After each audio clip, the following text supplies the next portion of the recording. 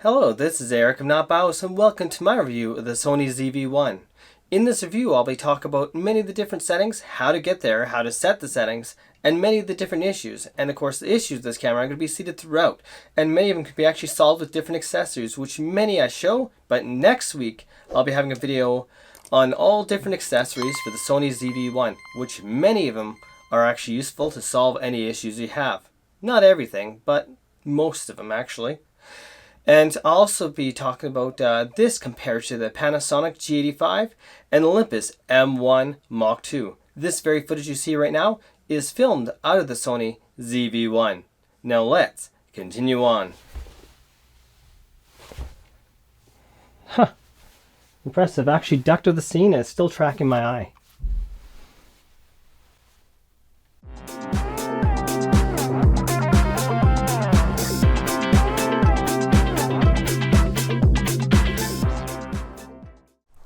Before getting started with the review, I'd like to mention, everything here I paid for myself. I've not received anything for free. This is out of my own pocket. This review is not biased. So include this camera, I got a guide in French here in Canada, a reference guide, warranty information, your chance to win a prepaid Visa in Canada to $1,000. Digital camera guide here, startup guide, as well as something to actually scan for accessories. Now when it comes to your accessories, you got your wind muff that attaches to your hot shoe. You also got your micro USB, let's focus close on here, to USB type A. Nice. Your hot shoe here, and if I want to attach the wind muff, I slide the wind muff in sideways of the camera, right there. So for those that didn't get it, see your wind muff here slides in sideways. There we go. So now you're just going to connect it to a standard port. In this case, I'm going to connect it right here to this charging block, which I got this huge charging block.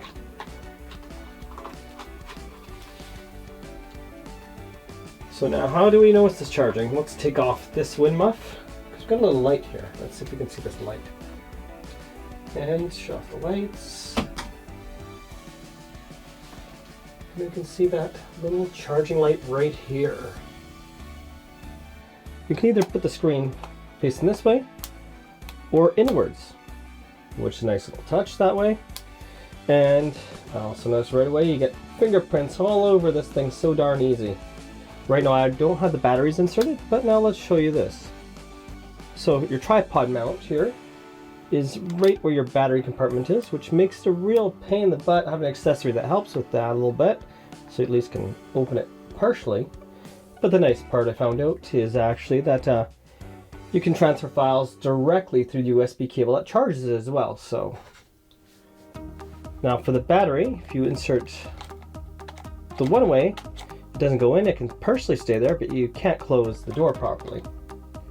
So flip it the right way and it snaps in. So for the memory card, same idea.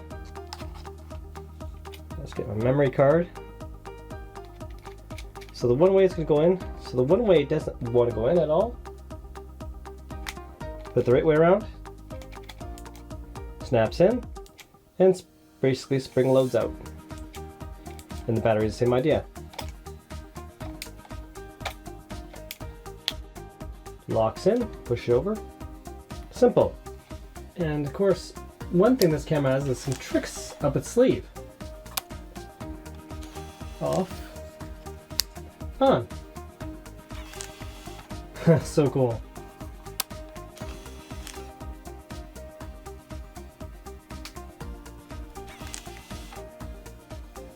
And you can do it from here as well. So now we got the place here. You can put your little loop here to hold it around your hands so it don't fall. On the top we have your mic in for audio, to record your audio. Next one over is your micro USB. So this is for charging and file transfer. The next one here is HDMI, your HDMI port. keep in mind, certain options are not available when you actually have connected with HDMI. Now, for further elaboration about this HDMI issue, it has to do with, I believe, face detection.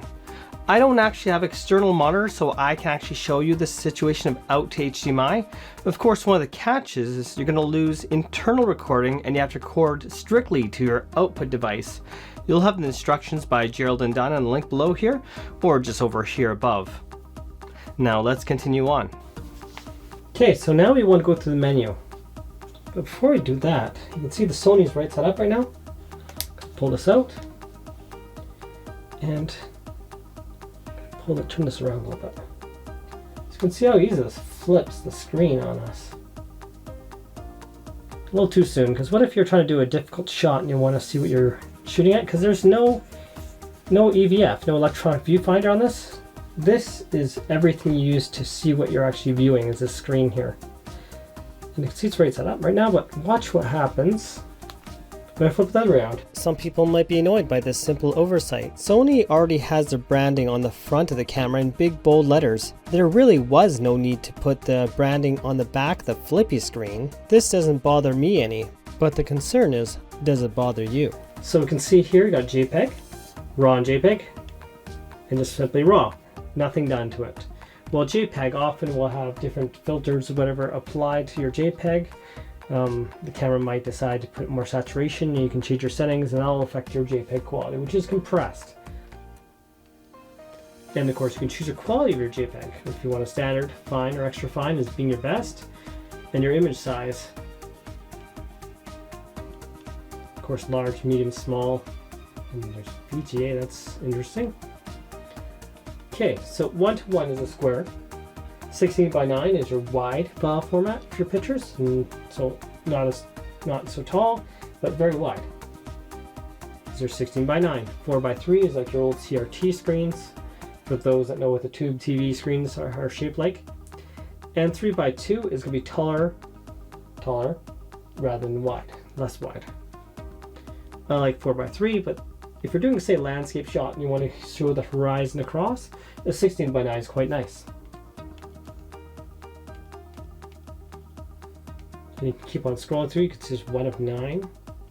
So if I want to go through this menu, for instance, I can go all scrolling through, but I'm going to go about that later on and show you what this 1 of 9 is about. So we got your file format. This one's a very, very, very small file size, 17 meg and 24 meg. 60i, that's trying to be interlaced. I don't even want to bother with this whatsoever.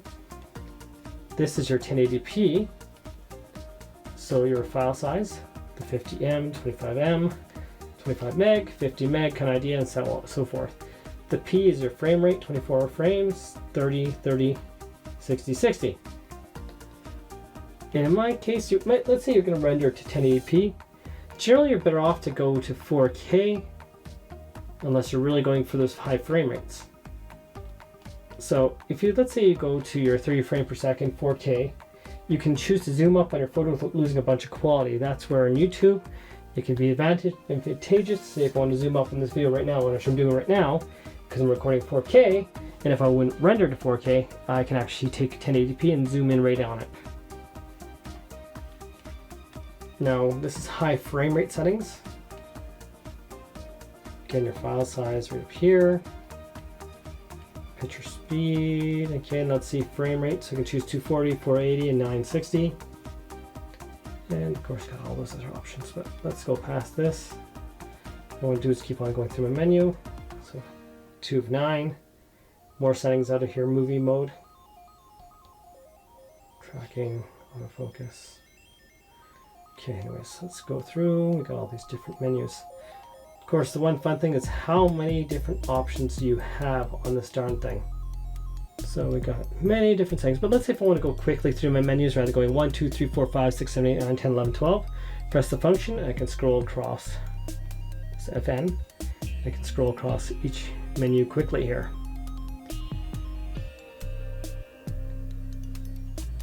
And if I press record, I can now record here. You can see that it's actually cropped in. Oh, macro.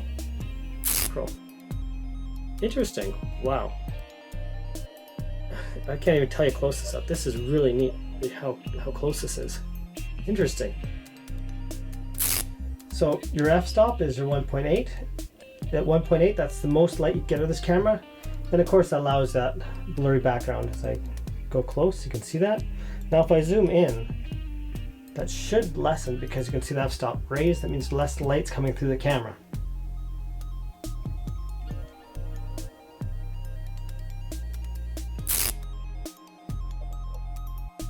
And of course, zoomed in, you can't be quite as close, but still pretty sharp. And your ISO right now I have it set to auto, so it compensates automatically. If you set the ISO to a certain setting, it means your light's going to be totally limited to your f-stop. And of course, the higher the ISO number, say if you're 3200 versus 200 for instance, the lower the ISO, the sharper the image, less grain will be, especially in dark situations. But you get what's called noise creeping, and you get a bunch of static like an old TV. Right here you can see my audio levels, these green lines moving. And what I want to find out right now it's recording, I want to turn that off. Nice little chime. What I want to do is I just want to send the file to my computer. And just let you know when the camera's on, got that handy dandy green light right there. Now I'm going to connect my cable. And this let you know how these snap in. Okay, let's focus here. Snap in is nice, noticeable snap. So you can tell when it's actually closed. So I'm going to grab my little handy dandy cable here that I can use for charging, but also for file transfers. So I'm connected to my PC.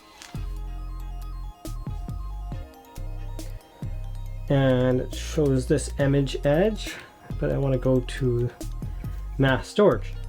Now what I can actually do is copy the files from my computer. So it does work. So right now I'm on my different file folders. I'm going to click on this one here and go into here. I can see, oh, that's my Sony camera and there's nothing there. There's another folder here and I got all these other folders all over the place. So if I click on clip, I can see my clips here. And I see these other files mixed in with the file formats for the video. So right now I'm playing the video there, but just weird here. So now I'm going to go off this video and go into this little file here, and yeah, so that's just like an information file, but it's kind of weird. It comes a big mess. So you got all these files with the file information plus all the video files mixed in. Then I go to my Olympus and let's check out what it shows here. Nothing but recordings all the way through. There's no other junk files everywhere. Like, it's really strange how this Sony right here, I go back here and I can look at some other stuff. So if I took other pictures and stuff, there'd be all these other folders, but it's just kind of strange how you have so many folders everywhere. So if I look sub, thumbnail, okay, let's see what this is. Okay, this is the thumbnails of the videos recorded, which is kind of weird, separated. Like, shouldn't that be in the same folder made the pictures? Like, just strange. So now it's mass storage. Oh, and I can do playback. That's interesting. Disconnects USB, connects and switches to USB power supply. Interesting. So right now I can see that little power cable. Not sure if you can see it on your phone or whatever device you're using, but I can see it shows a little plug here saying that it's actually charging right now. And if I want to play the video back, I've never done this before. Let's try it. So let's say I'm ready to play the video. If I want to change my volume, I can press the little down on this little circle here and go over this way and turn up my volume, press enter, and then press this little enter thing again and play with higher volume. And for file transfers, you might wonder, what's the speed like when you're doing file transfers? Well, my Olympus M1 MKII, 150 megabytes per second, maxes at 30 megabytes per second. Not bad. My G85 is more like 15 to 20 megabytes per second, so this does a little better at 30. From the top of the camera, Here's your hot shoe, which works for electronic flash, should you have one. Your microphone capsules are within this. Your on-off button, your mode button for shooting photography or video, your record or shutter button. Correction, the shutter button is right here. Your defocus, your wide/telephoto or zoom out and zoom in.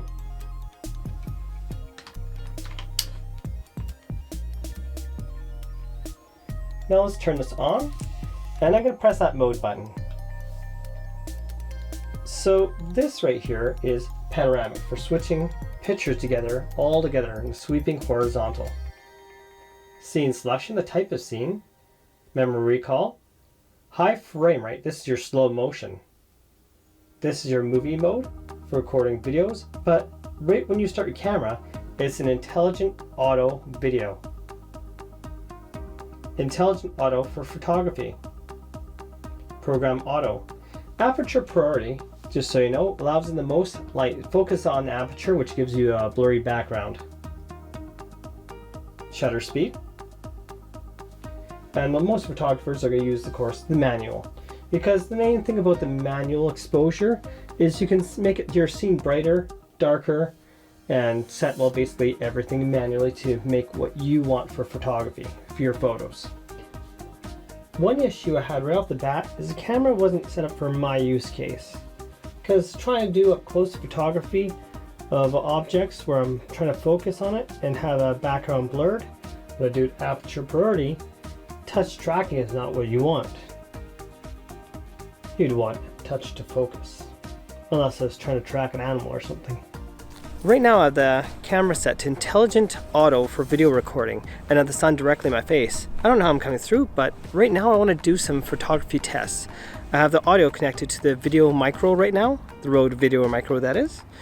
So let's get on with the photography. Upon examining these photos, I see that of course touch to focus would have been much better than the touch to track that was set right out of the camera. This I did not change. And also if I had changed the aperture so there wasn't so much blur, so if I would have closed it up a bit, a lot of these images would have been much sharper. And when of course looking at the regular JPEG photo, I can see it's very saturated. And if you look at the raw photo, it's actually quite dark, and that would actually be hard to bring up to highlights again without actually causing banding or other artifacts due to pushing the photo too far, depending how far you're planning to push brightness, contrast, or any other options. So keep in mind, you'll want to customize the camera to your use case. And when it comes down to it, what you set will make a big difference for your photography or your video. So now let's see what happens. You have a bit of experience with this camera. I'm now in intelligent mode, touch to focus, and here's some pictures, and then just a little bit of video at nighttime. So the huge difference here is the touch to focus together with intelligent auto. However, I did face an issue where some photos were overexposed, which could have been fixed with manual exposure settings. However, even if you go with your LCD screen, even with manual settings, until you go to a computer or other device to view your photos, it is actually kind of hard to tell if your pictures are oversaturated, overexposed, or not. So when it comes down to a camera, say the Micro Four Thirds camera, or this camera, and here are some photos from my Olympus camera. It's easier to use and more accurate, at least to tell what your photos are going to look like. The Micro Four Thirds, or just basically any camera made for photography, would basically win, in terms of usability, that is. So I really feel that nighttime video is really underutilized. A lot of people are focusing too much, I think, on blurry backgrounds. Mind you, this camera's not waterproof, so both my Olympus M1 MKII and my G85 are waterproof, and so are my lenses, and that's where they have their advantage over this camera that's not waterproof. Another reason another camera could be better for photography is, you see this lens here, it says 480 to 150, but a Micro Four Thirds, this is actually 80 to 300. And nature seems to be excited. I guess they're all thinking about the photography as well. This lens though, however, costs double the price of this camera. This is what I do to do landscape photography. This camera quite can't match up. with its focal length of only about 24 to 70 versus equivalent of 80 to 300.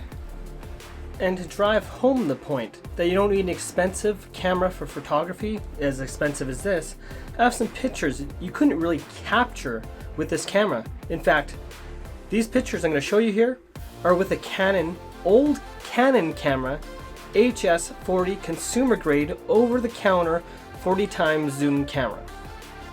Of course, not everything's perfect because you see some purple fringing, but the point is, there are pictures you can't capture unless you have a camera that's focused on what you're doing with it. So, what we have here is an eagle on a pole, and I had to zoom way up on this. Or how about this deer looking at me? With this camera, I can't get enough zoom to do that either. The hawk, however, here was at a far distance flying away, but you can see purple fringing along its wing, along the bottom one side of its wing. The moon picture, yes, I caught that with a consumer grade $400 over-the-counter camera. So you can see the craters on the moon with that camera.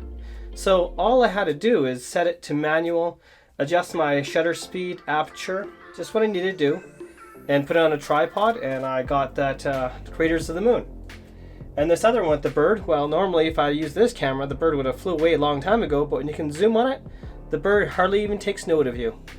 So you might ask yourself, can this camera be good for photos? Of course, you can get nice photos out of this camera. The problem is, it's just a little more difficult than a professional camera as far as I'm concerned. In focus mode is where you're going to find your autofocus settings. You have continuous autofocus, DMF, which is direct manual focus. You have manual focus, single shot autofocus, automatic autofocus. And of course your continuous, which was where we started. And your focus here will be this little scroll wheel, so you actually be scrolling back and forth. In this one it's scrolling the menu back and forth, but this will be your actual focus wheel. So let's say I'm setting my focus here. You can hear it through the speaker itself here. We'll actually turn to set my focus. So if you're doing filming manual focus with this camera, it is not really a good idea. So when it comes to focus and cameras, on say the Olympus or your Panasonic, both use interchangeable lenses for the Micro Four Thirds system. And as you can hear, your focus is quite silent. Let's say I have my other camera here as you see, and I want to focus on something. I turn this focus wheel, and I can focus quickly and focus in, out. This is a focus test of the G85, and most people know that G85 is better in 1080p for focus, and really Luckcaster in 4K, at least fairly slow. So we're going to do 1080p to give it at least a fighting chance. And right now it's probably trying to focus on my face. So what can we do? Looks like we're gonna touch to focus. Oh wait, maybe not. Come on. That took a while. So let's do touch to focus and see how this works. Oops, Panasonic. Come on. Go to me. Object. Major motion blur. But the question is, can the Micro Four Thirds system even compare with the Sony system? Of course, the speed here is really Luckcaster in comparison. Of course, one touch Olympus has is a one-touch focus. And then I got a focus point for objects.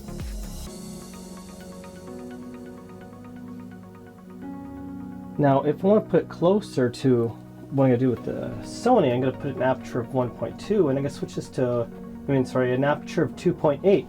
So now it's going to be an aperture of 2.8 on this Micro Four Thirds. Not quite comparable. The other one has a bigger sensor, so it doesn't make a difference. In the box, to me, out of the box. Did I move over to the focus box? So can Sony match this? I at least hope so. Let's find out. Okay, right now I have the camera in defocus with product showcase mode.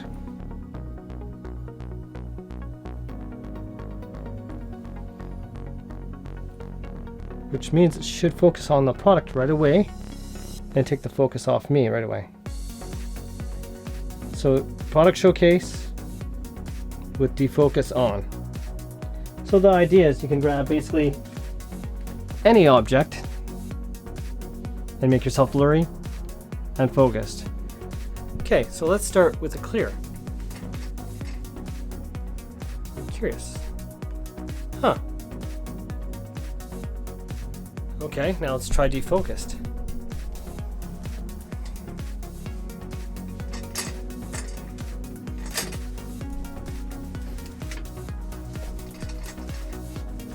Defocus mode, let's see how. Wow. That has a unique feel to it.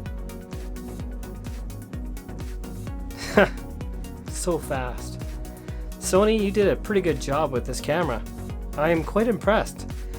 This will actually beat most other cameras, I'm sure, for focus. The Sony system is quite amazing. Of course, if you want alternatives that actually are, say, better picture quality per se, the A7C is a camera I was very tempted to get because it upscales to 4K, 6K, and then downscales that 6K to 4K, means you can actually get a sharper image than this camera can put out. Or the A7S III. Of course, the A7S III is 10-bit, so that means you have more ability to color grade, but the color out of here is not too shabby at all. For the value, this is pretty impressive. Just to be honest, I don't know if I could find a camera this cheap with this good of image quality. So right now I have face and eye detection on. Of course, it tracks the eyes first if it can. So let's see how good this is.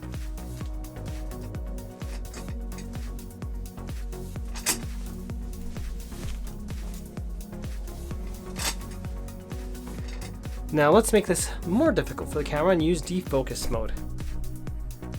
Now you can see that the background's a little more blurry.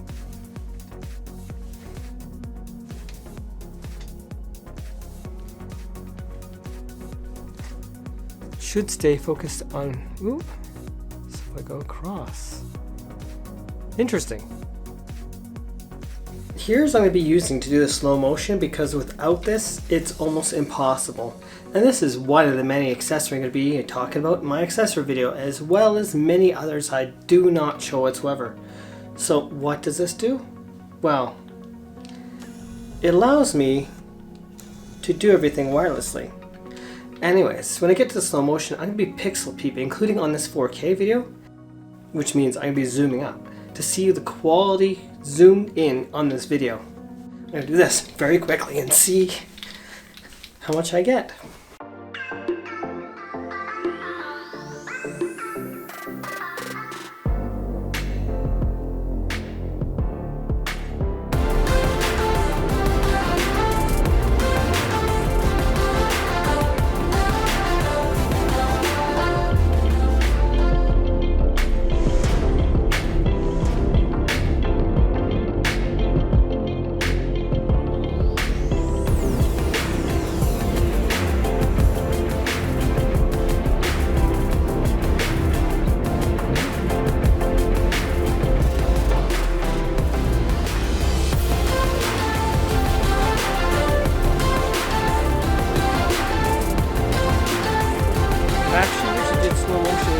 And then I realized, why is there a bunch of flicker? Oh yeah, the power grid.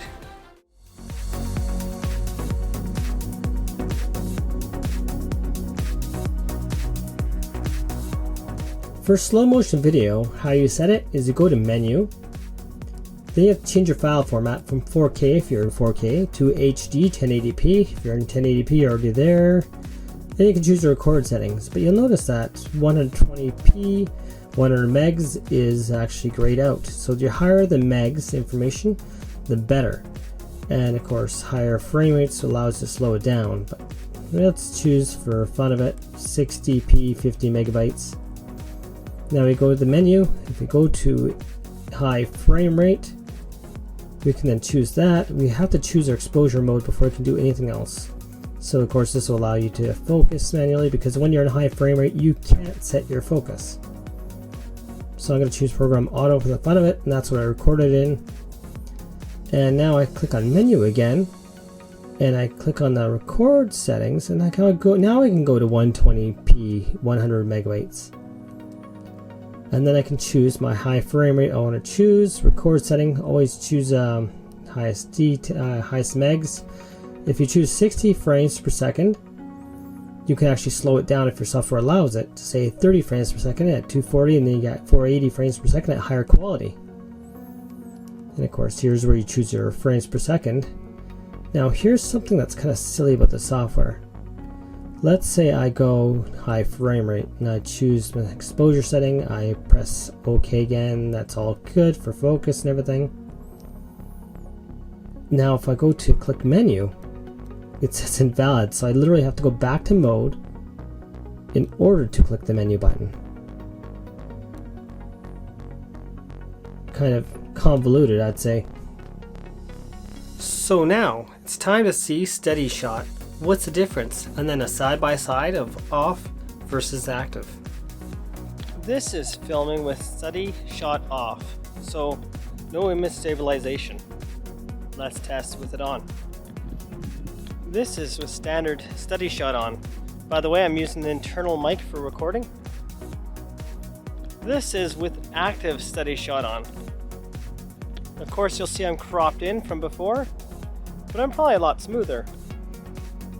Here is a side-by-side leveled at the shoulders with Steadyshot active and off. There should be noticeable difference at the crop in as well as the smoothness of the footage.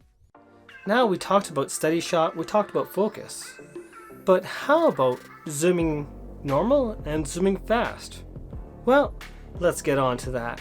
So our zoom speed is now fast from normal. Let's see how it goes now. Yeah, that's a little better. You better watch out. They're coming for you! At normal zoom speed, let's try the same sort of thing here. You better watch out. They're coming for you.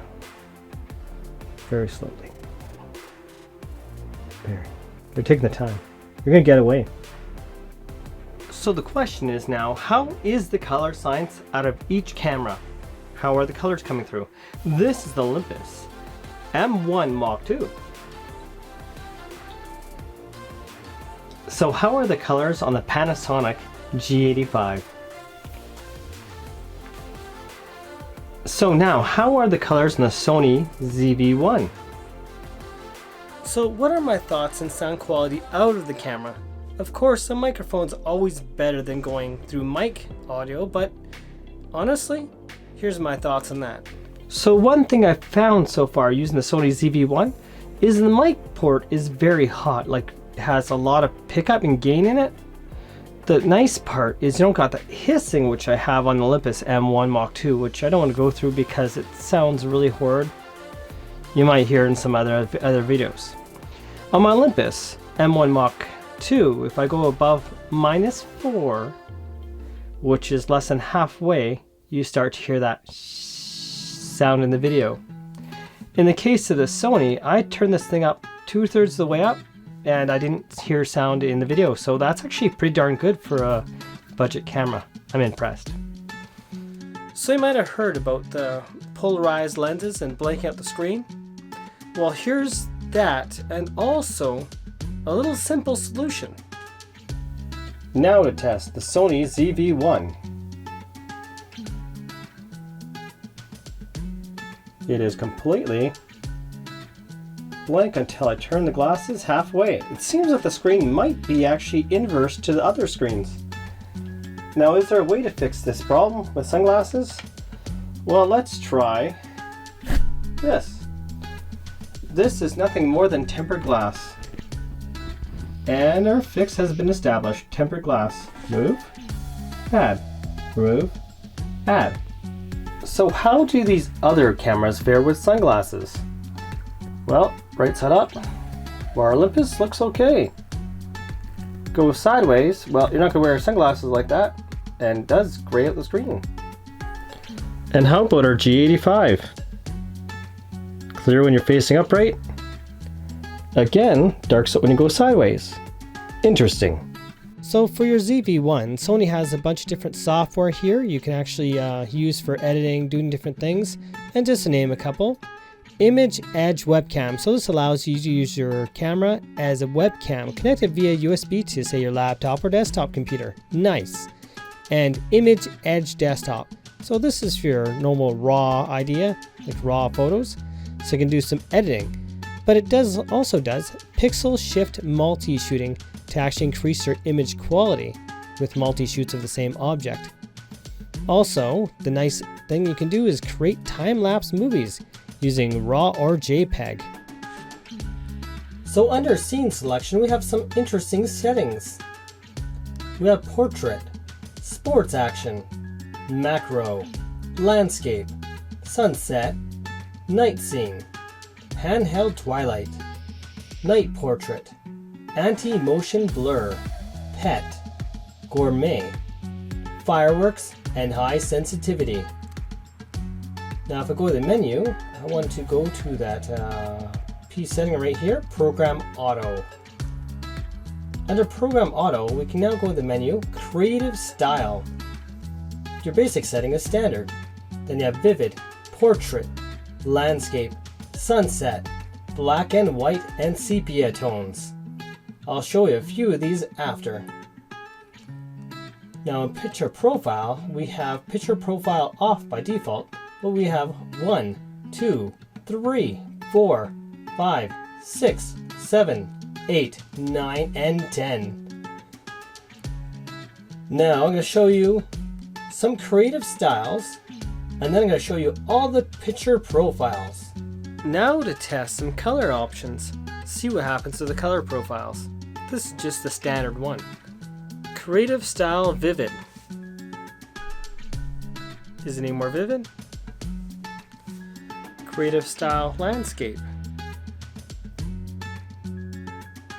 Picture Profile 1. Picture Profile 2. Picture Profile 3. Picture Profile 4. Picture Profile 5. Picture Profile 6. Picture Profile 7. Picture Profile 8. Picture Profile 9. Picture Profile 10. Well, this was unexpected. Creative Style Landscape actually looks quite amazing. The colors look strong, and the shadows and contrast are great. I've been doing this video a long time, clearly. We're back in black and white, back when I started. But I think this video is just about done now. So you might wonder, are there any other issues with this camera I've not mentioned yet? Well, this wouldn't be a not BIOS review if I don't go through everything, because I want to list all the issues there might be, and if you own this camera, you might not even realize it until I mention it. So one issue is sometimes the connection cable to your PC doesn't always transfer the files like it should, so you have to reconnect it so to actually be recognized. Another issue is the battery life is only about 45 minutes. If you connect a power bank to it, you'll get about, say, an hour 15 minutes, maybe an hour 20 minutes. And if you turn on Bluetooth to connect to that remote control as using the couple scenes there, your battery life will be reduced again a bit more. And another issue is the menus have a slight delay, and here's a video on that. And if I move, it's a slight delay. It's in your scroll wheel, so sometimes you can go a little further than you want. See, let go of the button, press again, and it moved after I moved my hand, see? So now you might wonder, what's my final verdict about the camera? Well, for photography, it's okay. I wouldn't buy it for a photography camera. There are other options, of course. You don't have to pay this much money for a good photo camera. But for video, this thing is freaking amazing. especially the value of what you're getting for the quality. These other cameras I showed in this video, they're more expensive than this. Honestly, I know they're micro four third cameras, but mind you, for the price, even Sony, they blew it out of the water with this for the price. Sure, there's a couple of flaws here and there. Some will have workarounds. They could have added, say, a thread to the end of the lens, so we could add filter caps and such. There's ways to work around that too as well. I'll be doing a video with add-ons coming up in about a week or so, where you can see how you can modify your camera to make it better for your needs, and may work much better for you. I have many things I didn't talk about, so stay tuned. Thank you for watching, and have yourselves a wonderful day. This is not BIOS, tech and hardware.